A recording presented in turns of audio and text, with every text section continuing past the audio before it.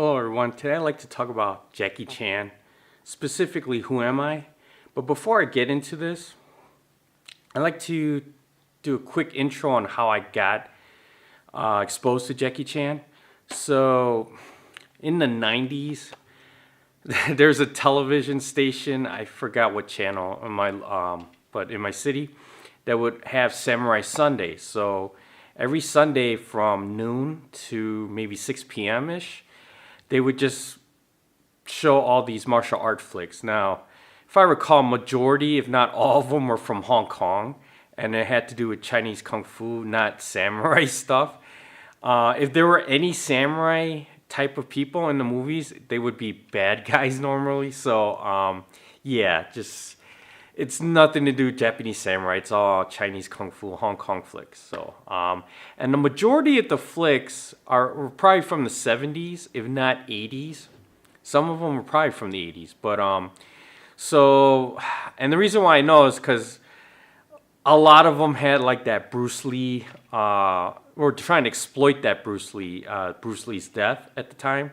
So you got all these impersonators like Bruce Lee. I don't know if that's how you'd say it though, but even a Korean guy trying to act like Bruce Lee. He's like, ooh, every time he's fighting, he's doing that scene trying to scare people away or something like that. I don't know.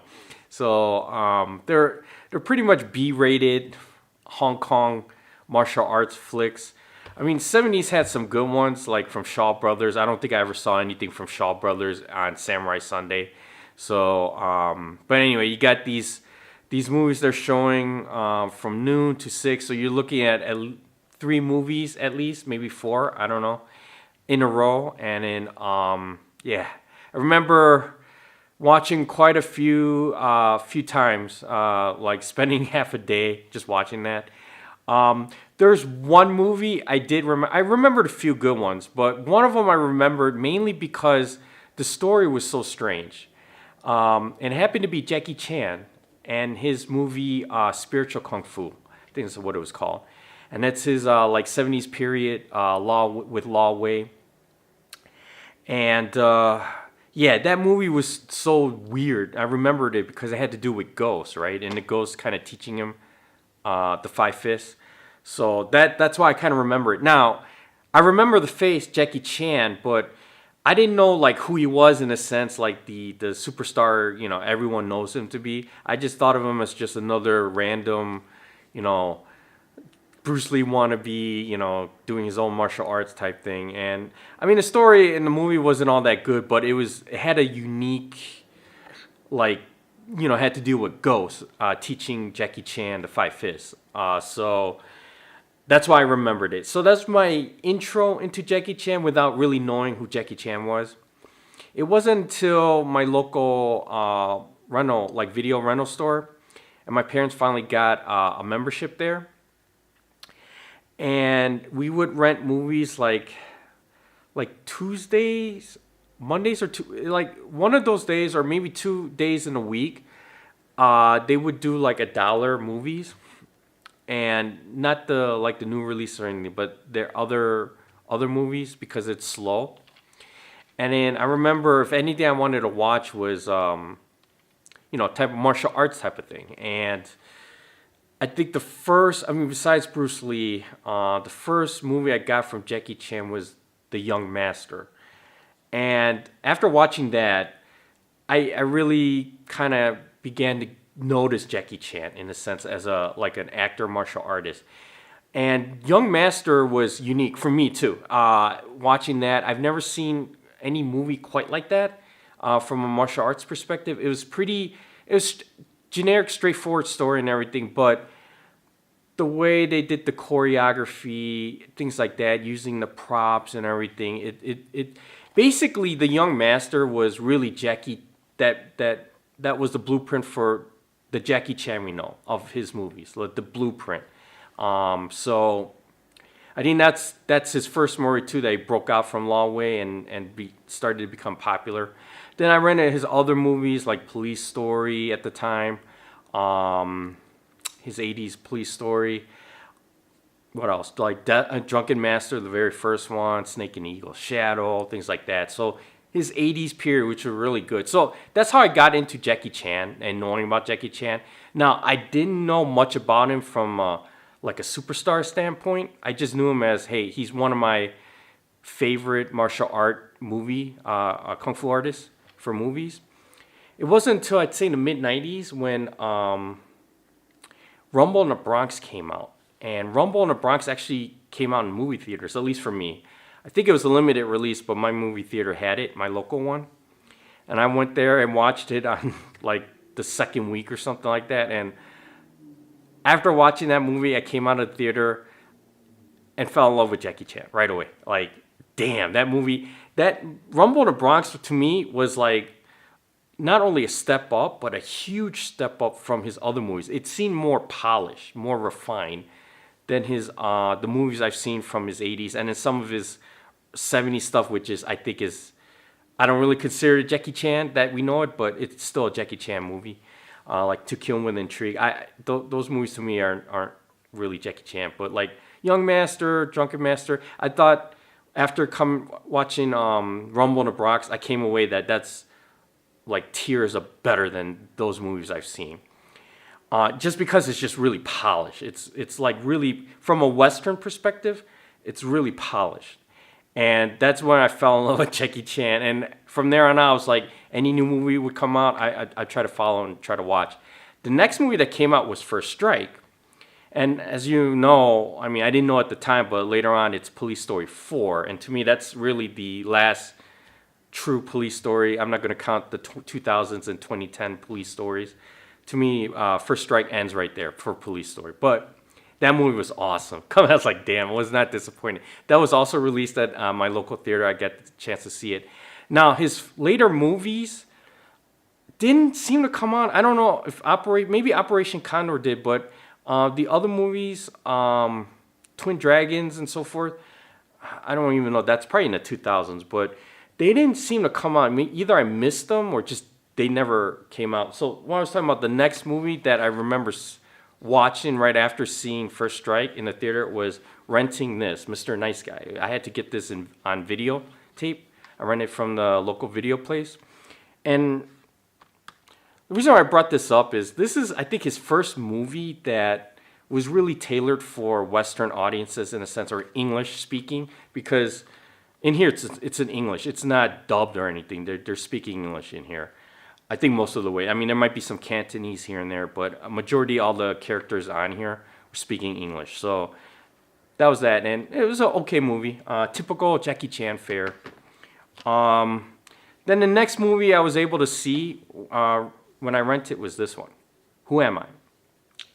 Now, after watching Who Am I couldn't pinpoint what it was exactly. It was a bit different, and I didn't know what it was, but I was highly entertained, and this immediately became my favorite Jackie Chan movie. Now, in comparison, I did see Super Cop, but to me that was he was more of a secondary character in that one, even though he was kind of the star. But anyway, as a pure Jackie Chan flick, after watching it, this became my favorite movie. And I couldn't pinpoint why it was my favorite and why it felt a bit different from everything else I've seen before this.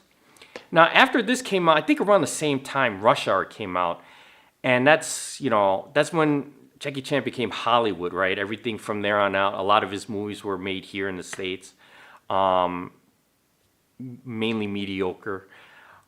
Yeah, and I remember seeing Shanghai Noon in the theaters, and that was a huge mistake. I did not enjoy that at all. But it was okay. But it's I don't know. But so from Rush Hour on, and Rush Hour, that's when people like myself kind of knew Jackie Chan if you're into martial arts. But with Rush Hour, Jackie Chan really became, like, everyone knew him. And you didn't have to know martial arts or be in that genre to know Jackie Chan. And anyone who likes comedy, action, after seeing Rush Hour or something like that, and they became Jackie Chan fans. I mean, that's really when he really blew up. And it's a shame he kind of blew up, to me, a little like near at the end of his peak years, but better than nothing, I guess. Man, if Rush Hour came or like that kind of movie came at least 10 years earlier or something like that, damn. I mean, you know, anyway, it's whatever, wishful thinking. But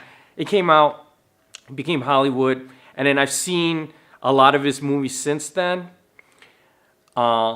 Until maybe his 20, I seen his movies up till even recently, and I don't count those because he's more of a cameo. But really up to the 2010s, mid 2010s, and all his movies earlier from his 70s on, I pretty much watched Jackie Chan and his movies, and I still come to this movie. Who am I? I come to this as a sense of, it has, when I come back to this, and watching this on a couple more times on repeat, I realized this has one element that no other Jackie Chan film has. And that element is a plot. Now, when I mean a plot, I'm talking about it has a plot that pulls you in a sense. There's actually mystery, there's suspense, there's intrigue into it. Whether it's deep or not, that's another thing. But to me, this is the only movie that has it. So for me, and Jackie Chan movies, and I think most people would agree, you know, if you make a movie, there is a plot. I mean, there's got to be a plot, right? Whether it's, you know, sophisticated or not, it doesn't matter. There's always a plot. Otherwise, you know, there's no story. Now, that's debatable or not. But, you know, all Jackie Chan movies have a plot, yes. But outside of this, to me, all the plots are either just straightforward, like, you know what it is, the situation, you know what's going on, and you can follow through, but that's it. It's not something that pulls you in or something like, oh, it's plot driven or anything like that, right? And then the other type of plot for Jackie Chan is basically a crappy plot, no plot at all. It's just mainly, really, all his movies, the story is like really secondary. It's a vehicle for Jackie Chan, right, to do his thing, right, to do his action sequences, the fight scenes, the comedy, and things like that we all know and love of Jackie Chan films, right? To me, that's what the plot is, just really non-existent or just there as a vehicle for Jackie Chan. This, on the other hand, is different. Now, it has everything I said, has all the elements of a Jackie Chan film. Great action sequences, fight scenes, the end is fantastic. Comedies there, actually extra special. I'll talk about that later. But it also has that intrigue. It has that mystery that no other Jackie Chan film I've watched has. It's really, when I'm watching this, I really want to know what's going on in the plot. I want to know what comes up next, what the situation is. And the fight scenes is not really in my head anymore. It's like, I'm trying to figure out if Jackie Chan's going to figure out. And if you haven't seen this movie at all, to put it this way, Who Am I is basically Bourne Identity. If you've seen the Bourne Identity, the movie, it's basically it. And not to give any other details away, but that's what this is. And actually, when I saw Bourne Identity the first time, I remember renting it. Halfway through, I'm like, damn, they just flat out copied Jackie Chan's Who Am I? So later on, many years later, I realized that the Bourne Identity was the actual books were written in the 80s. So that kind of debunked the theory of copying. So, but essentially, Matt Damon in the Bourne Identity, he's Jackie Chan. And Jason Bourne is Who Am I? So that's what it is. But this is, if you want to think about it, it's the Bourne Identity, but Jackie Chan style, hands down. And at his peak, top notch. Jackie Chan style Bourne Identity. And to me, that's that element of the plot trying to pull you in, trying to make you think, oh, what's going to happen next from a plot perspective, you know, rather than, oh, I want to see Jackie Chan's next fight scene. This has it. And no other film has that type of plot that wants to pull you in and think about the plot, what's going to happen next from a plot perspective. None of it. This does. And to me, that's what makes that element alone, plus everything else that Jackie Chan is good for, and he does that well in every aspect of it in this movie, to me, it makes this the most complete film for Jackie Chan. And not only that, it's my favorite film.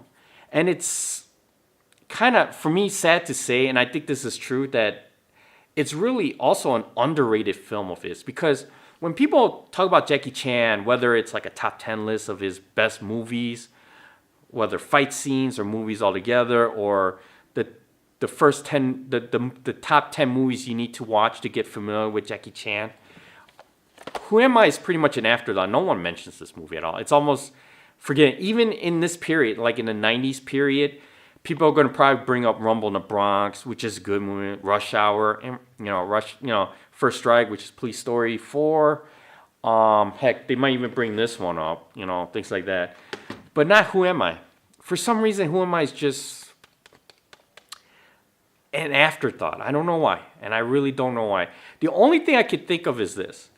Unlike this movie and most Jackie Chan movies, like this movie starts out nonstop with action. Okay, it's just immediately Jackie Chan is fighting someone. So this one, there's actually like a plot setup, like trying to set something up so that you understand what current situation Jackie Chan is as Who Am I, because he doesn't know who he is. But they set that up, like the first half hour, I believe, is the plot setup. And you kind of see him going through the things, and then he becomes like, he doesn't know who he is. And then it's a bit slow from a Jackie Chan movie perspective, because again, they're trying to set up the plot and so forth, and then trying to show like he doesn't know who he is, until he meets Yuki. And then when he finally gets into Yuki's random meetup, they're doing some kind of rally, Evo, using the Mitsubishi Evo Lancer. But finally, when they get back to civilization in the city, man, that's when your typical Jackie Chan nonstop, action and things and suspense too. And that's the thing, it's suspense too. People are coming at him, different groups, and you don't know who and why. And he doesn't know. And that's the whole point. He's trying to figure out who he is and why people are coming after him. Born Identity style. So, and that's the thing. No other movie has that intrigue in the plot that makes you hooked to it, wanting to see how it goes from a plot perspective. So this thing has all that in spades. And I would love to say, too, that it has some of the best unintentional comedy. And when I mean unintentional, this is, again, like the other movie, the second movie that was kind of geared towards like the U.S. Western audiences, like everyone was speaking English in here. I think Jackie Chan spoke English in the beginning, but I think he spoke Cantonese a little later, and then they dubbed over. But it's still in English. And the girl I mentioned, Yuki, in the beginning, she has a small part in the movie, but it seems like anytime she appears and opens her mouth, talks, speaks, and her like expressions, her mannerisms are so freaking hilarious. I originally thought they were intentional, like the way it's not her accent, but the way she speaks. She's speaking English for sure. It's not dubbed or anything, so it's not that. But the way she does it, her face expressions, it's gold. I keep laughing. And to me, I think it's unintentional. It wasn't supposed to be funny or meant to be like that. It's just how it is. And I just had a kick out of it. I was laughing all the way until the action and the intrigue really started going. And from there, it's just nonstop. Great action. And the fight scene at the end, it may not be technically the best, like a Benny and the Jet with Wheels on Meals, or like any of the Drunken Master 2 main fight scenes. It might not be technically as good as those, but it's good in its own right. First of all, he's fighting against two people. I call him, like, there's a punch guy who uses fists, and then one guy specializes in kicks. And that one's on a rooftop, and that thing is like long, 10, 15, it seems like really long. They're on a rooftop, they may fall down. There's obstacles, of course, there and there. They got to go and fight around and things like that. It's damn good. And the best quote from all of Jackie Chan's movies, I feel, came from this movie as well. And it came when these three met. So Jackie Chan against the two main fighters at the end. And one of the fighters brings up, before the fighting goes, they kind of introduce themselves, sort of, and they're like, you have two choices. Immediately with the two choices, if you've seen a movie, you know exactly what I'm talking about. But if you haven't, that's the great part. Before any fighting, they bring this up. It's like the best quote reaction ever in a Jackie Chan. I absolutely love it. I still get a kick out of it when that comes up. I'm almost like, I want them to say it. I really want them to say it. So it's got all that. Man, this has everything in spades. And again, most complete movie of Jackie Chan because it has that intrigue. Whether the plot is sophisticated or not, that's fine. It's probably not. But for a Jackie Chan film, it's his best, hands down, from a plot perspective, and bringing you in, trying to find out what the actual story, not just Jackie Chan fighting. And there's comedy gold, unintentional too, in here, with some of the best quotes, some of the best fight sequences. Period. This has it all. And that's why this is not just my favorite movie. I think it's his best movie overall, just because of it being complete from a film perspective.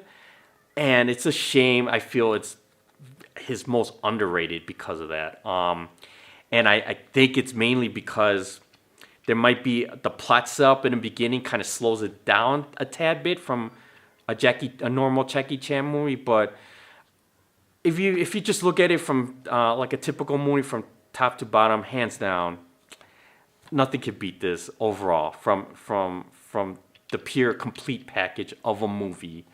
And I think this is his best, hands down, because of that. Tell me what you think. If you've seen this and you think I'm crazy, fine, that's fine. But if you haven't seen it, go watch it. Again, it's the Bourne Identity, but Jackie Chan style. Damn good, damn good.